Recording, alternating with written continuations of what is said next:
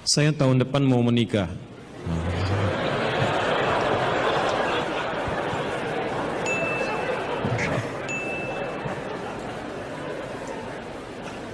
Selalu ada begini. Dengan seorang akhwat. Pasti seorang akhwat, gak mungkin ikhwan. Gak mungkin. Kalau seorang ikhwan ada yang salah dari diri antum ya. Baik, Quran surah ke-49 ayat 13. Ya ayyuhan nasu inna khalaqnakum min dzakarin wa untha. Hei manusia, kami ciptakan kalian pasangannya laki-laki dengan perempuan.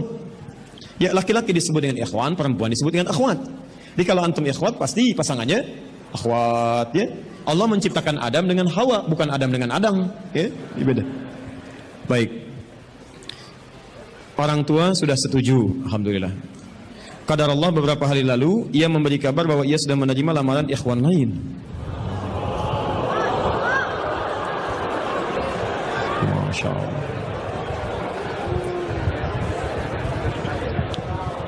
Baik, nasib. Padahal anak sudah sabar menunggu dia selama 4 tahun. Masya Allah. Baik, luar biasa. Kita sudah capek-capek hampir 2 jam mendapatkan cahaya, antum jadi meredup lagi. Masya Allah. Saya sabar menunggu dia selama 4 tahun tanpa komunikasi. Ini masalahnya. Beri saya nasihat Ustadz agar saya bisa melupakan dia, agar anak bisa fokus kembali. Allahu Akbar.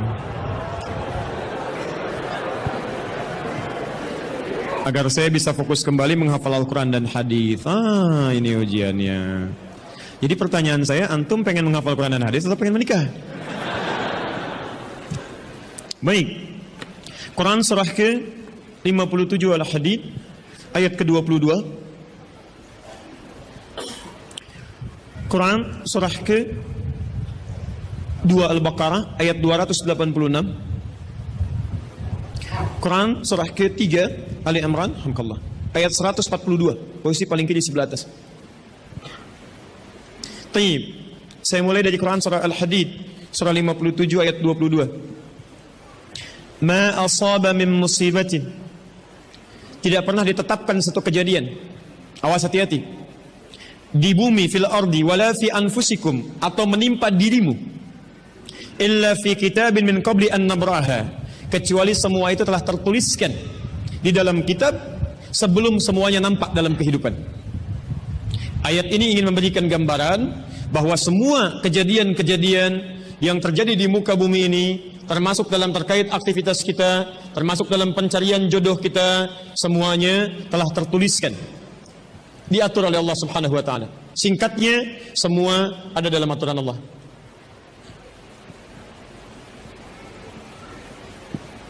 Fokus. Lihat, Allah telah mengatur si fulan hidup sekian, meninggal sekian, rizkinya sekian, jodohnya akan mendapatkan sekian. Sebagian tidak bisa diikhtiarkan seperti ajal nggak ada ikhtiarnya. Di Anda tidak bisa ikhtiar untuk bisa menunda atau mempercepat ajal, langsung, nggak bisa diintervensi. Sebagian ada yang harus diikhtiarkan, hukumnya sudah ada, cuman kita tidak tahu bagaimana dengan takdir yang telah Allah tetapkan. Maka untuk mendapatinya, maka ikhtiar kita untuk meraihnya. Maka ada sesuatu yang ditempuhnya dengan cara ikhtiar. Taib. Di antaranya ini jodoh. Masya Allah. Allah telah tetapkan jodoh kita, diatur oleh Allah. Ini yang terbaik untuk kehidupan kamu. Tapi Allah merahasiakan kepada kita siapa jodoh yang dimaksudkan. Maka kita berikhtiar, yang dengan ikhtiar itu ada pahala didapatkan. Saya ulang, ada pahala didapatkan, ada kenikmatan dalam mencarinya.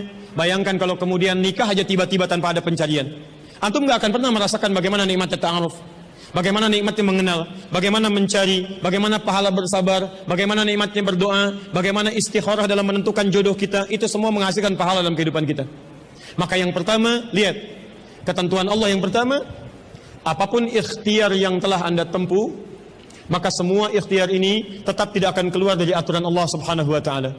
Jadi kalau antum tadi sudah menunggu selama 4 tahun tanpa komunikasi, Masya Allah, sudah siap melamar, tiba-tiba Masya Allah dibalap oleh orang lain, kalah. Fokus. Maka bagaimana cara memahaminya? Perhatikan. Ikhtiar yang Allah tetapkan dalam aturan yang dibuat tadi, boleh jadi tidak harus selalu menyampaikan kita pada tujuan yang kita inginkan. Karena aturan Allah itu ketika ditetapkan akan bersanding dengan maslahat bagi kehidupan kita yang menjalaninya. Ingat ini ya, ingat. Aturan Allah ketika menetapkan, fulan rezeki kamu sekian, fulan fisik kamu begini, fulan jodoh kamu si fulanah. Ketika Anda menempuhnya dengan ikhtiar, tidak harus kemudian Anda meraihnya sesuai dengan keinginan Anda. Contoh, maaf, Anda ingin misalnya sekolahnya ke ITB, Anda ikhtiar. Juara satu. Begitu tes di ITB, tidak lulus. Lulusnya ke IAIN. Misal, harap-harap ke ITB, masuknya ke IAIN. Harap-harap ke ITB, masuknya ke UNPAD. Ketika Allah kemudian menakdirkan Anda, misal, keinginan Anda ke UNPAD, keinginan Anda ke ITB, tapi kemudian tiba-tiba beloknya ke UNPAD.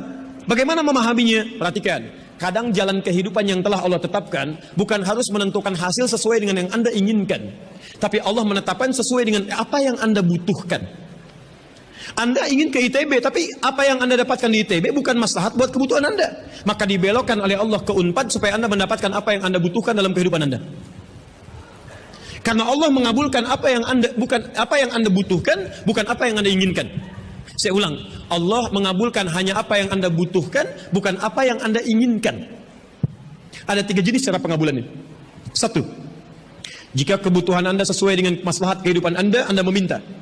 Maka jika keinginan Anda dalam permintaan sesuai dengan kebutuhan Anda, maka segera dikabulkan. 2. Ada yang ketika Anda memohon, Anda belum sanggup untuk mendapatinya. Nanti ketika Anda mulai sanggup, disitulah kemudian Allah berikan. Antum punya anak 5 tahun. Antum kaya, punya banyak uang, kemudian anak itu minta dibelikan motor. Dibelikan nggak? Uangnya ada, motornya siap dibeli. Anak baru 5 tahun, minta dibelikan motor, dibelikan nggak? Kenapa? Karena dia belum sanggup menggunakannya. Tapi Anda sampaikan, nah, Papa punya uang, Papa siapkan ya. Nanti ketika sanggup baru saya berikan. Demikian ketika Anda meminta kepada Allah Subhanahu wa taala dan memohon. Maaf, Anda mohon, belum dikabulkan juga. Boleh jadi bukan Allah belum mengabulkan, tapi Anda belum siap untuk menerimanya. Contoh, Nabi Muhammad SAW berdoa kepada Allah supaya kiblat dipindahkan dari Masjid Al-Aqsa ke Masjidil Haram. Kapan berdoanya? Sejak di Mekah. Kapan dikabulkan? Saat ke Madinah. Kurang lebih 3 tahun baru dikabulkan. Quran surah kedua Al-Baqarah ayat 144, paling kiri sebelah bawah. Qad nara taqalluba wajhika fis sama' falanuwalliyannaka qiblatan taradaha fawalli wajhaka syatral Masjidil Haram. Muhammad, kami perhatikan engkau senantiasa menengadahkan wajahmu ke langit memohon, meminta. Lihat, maka mulai hari ini kami kabulkan doamu. Mulai palingkan kiblatnya dari Masjidil Aqsa ke arah Al-Masjidil Haram. Berapa lama Nabi berdoa? 3 tahun. Nabi Muhammad SAW berdoa 3 tahun baru dikabulkan oleh Allah. Kenapa baru dikabulkan? Karena pengalihan kiblat baru sesuai dengan kebutuhan umat Islam pada saat itu setelah 3 tahun. Nabi Ayub alaihissalam. Antum kenal Nabi Ayub? Kenal di mana? Kadang-kadang kenal Nabi Ayub. Luar biasa. Tadi malam di Dumai ada yang kenal Korun. Bulan lalu di Lampung ada yang kenal Fir'aun. Masya Allah. Di Pekanbaru kenal Nabi Ayub. Luar biasa. Itu siapa sebetulnya? Nabi Ayub itu diuji dengan penyakit luar biasa. Maaf, tadinya kaya, punya istri yang sangat cantik, anaknya 12. Hari yang bersamaan, hari pertama, maaf, diuji dengan harta semua habis. 1 hari. Hari kedua, anak semua meninggal. Hari ketiga, diuji dengan penyakit. Yang penyakitnya tidak akan pernah dialami orang setelahnya. Tidak juga dialami orang sebelumnya. Berapa diuji? 20 tahun. Beliau diuji 20 tahun. Apakah mengeluh? Tidak. Kata istrinya, kalau bahasa kita, Papa kan Nabi. Angkat tangan Papa, mohon kepada Allah. Mintakan sembuh aja, sembuh. Apa jawab Ayub? Berapa lama kita sehat dan senang? Kata istrinya, Masya Allah 20 tahun. Berapa lama kita diuji begini? 7 tahun. Kata Ayub, nanti saja. Kalau usia ujian sakit sama dengan ujian sehat, sama-sama 20 tahun, baru saya memohon kepada Allah Subhanahu wa ta'ala. Anda bisa bayangkan, Nabi Ayub, Nabi, Rasul, dekat dengan Allah, jaminannya surga, surga tingkat tinggi, diberikan ujian 20 tahun, beliau bersabar dan tetap ibadah. Antum, Masya Allah, mahasiswa, baru semester 5. bukan nabi, bukan rasul, surga belum jelas, amalan masih berantakan, hisab masih menegangkan, surga belum ada jaminan, baru 4 tahun.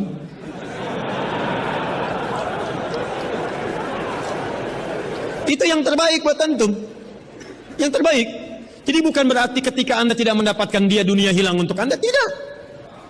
Banyak boleh jadi itu hanya titian ajaran dari Allah supaya Anda merasakan bagaimana nikmatnya ta'aruf. Supaya Anda belajar bagaimana mencari yang lebih baik lagi. Lihat kalimatnya, Quran surah ke-24 ayat 26. At-tayyibatu lit-tayyibin wat-tayyibuna lit-tayyibat al-khabithatu lil-khabithin sebelumnya wal khabithuna lil-khabithat. Yang baik akan ketemu yang baik lagi, yang kurang baik bertemu dengan yang kurang baik lagi. Menurut Anda dia yang terbaik untuk Anda, menurut Allah dia bukan yang terbaik untuk Anda. Yang untuk Anda ada yang lebih baik lagi. Anda mau menghafal Quran, Anda mau menghafal hadis, maka Allah akan kirimkan kepada Anda yang bisa menjaga Quran dan hadis Anda. Kalau dengan 4 tahun belum bisa menjadikan Anda mendapatkan yang terbaik, tunggu. Karena yang terbaik itu lebih daripada yang mulia akan mendapatkan masa yang cukup panjang. Al-Bukhari menulis hadis 16 tahun, kitabnya abadi. Orang menulis kitab 16 hari belum tentu abadi. Jadi ketika Anda diminta menunggu dalam masa yang cukup lama, sebetulnya bukan masanya yang ditunggu, tapi di balik penungguan itu bukankah di situ ada pahala? Tadi Anda katakan Anda rajin berdoa, bukankah di doa itu ada pahalanya? Anda rajin tahajud, Anda bersabar, Anda bermohon, Anda istighfar. Jadi yang diinginkan oleh Allah dalam penantian 4 tahun itu bukan Anda menikah dengan calon Anda sekarang, tapi Anda mendapatkan pahala yang berlimpah. Dan dengan pahala itu Anda siapkan Quran Anda, hadis Anda untuk membimbing pasangan Anda berikutnya. Paham sampai sini? Baik, alhamdulillah. Jadi nggak usah kecewa ya, nggak usah kecewa. Baik, yang kedua, lihat kaidahnya supaya kita bisa sabar, ya, supaya bisa sabar. 2 Quran surah kedua ayat 286. La yukallifullahu nafsan illa, tidak mungkin Allah menguji seorang hamba kecuali dia sanggup untuk mengatasinya. Tidak mungkin Allah menguji seorang hamba kecuali dia sanggup untuk mengatasinya. Tolong baca kalimat ini dengan baik ya.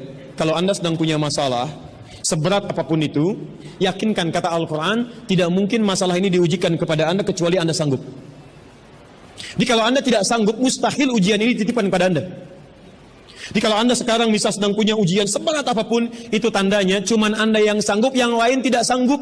Makanya tidak diujikan kepada pemuda lain, cuman Anda, karena Anda yang sanggup menanggung bebannya. Orang lain mungkin sudah naik ke atas atap tuh, loncat, tidak. Anda tidak. Karena cuman Anda yang mampu, bukan orang lain.